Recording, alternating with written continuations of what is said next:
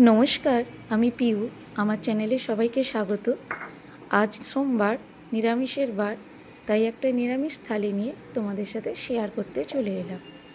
আছে গরম গরম ভাত, ছোটো ছোটো আলু ভাজা, বেগুন ভাজা, বিউলির ডাল আর বাঁধাকপির তরকারি, যেটা আমি আদা জিরে বাটা দিয়ে করেছি।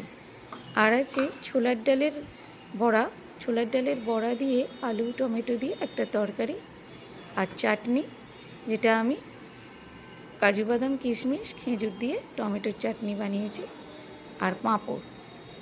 ভিডিওটা কেমন লাগলো অবশ্যই জানাবে, আর ভিডিওটা ভালো লাগলে একটা লাইক করে দেবে। আজ এই পর্যন্তই, টাটা।